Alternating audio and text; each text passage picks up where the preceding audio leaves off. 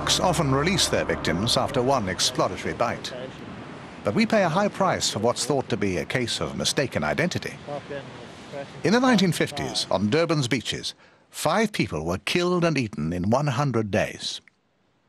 The problem is that from underneath, a surfer looks just like a seal or a turtle, favorite prey of sharks.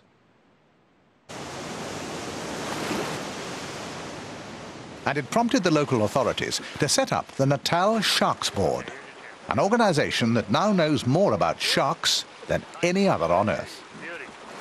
Their brief was to stop bathers and sharks having too many close encounters. To do this, they use handmade nets, not as a complete barrier, but more of a fishing device.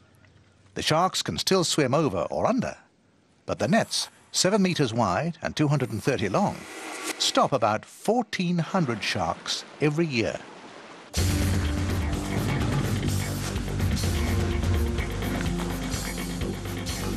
These men are not setting out to save people. They're off to save sharks.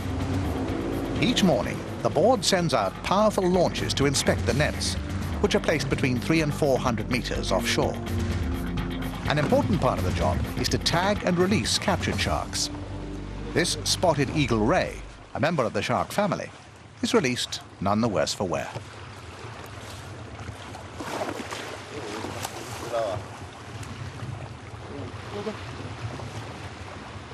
Sharks have to keep moving to allow water to pass over their gills. Once caught in a net, they can suffocate. But they don't die in vain. They're brought back to Shark Board headquarters for scientific study.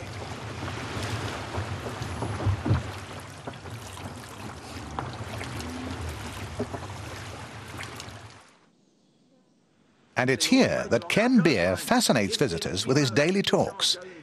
He's very keen to portray the positive side of these fascinating creatures. Dissections yield valuable information on shark behavior. This tiger shark has been feeding on birds and fishermen's bait.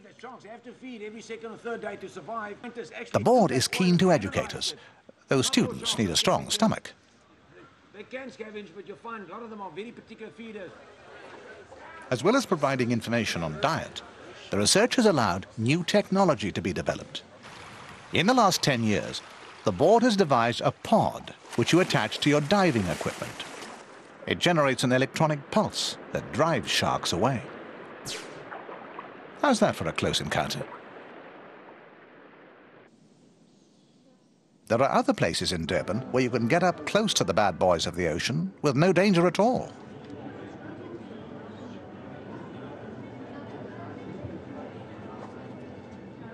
And take the whole family with you. If you fancy a more hands-on approach, there are boat trips out to the sharks themselves. Yes! If you just want to swim without endangering yourself, the board's advice is that sharks move closer inshore to feed at night. So, don't swim in the sea after dark. Our understanding of sharks is getting better. They've been in existence for many millions of years. By comparison, man has only recently appeared. We are the intruders. That's it. But there's one close encounter we do recommend. Join us again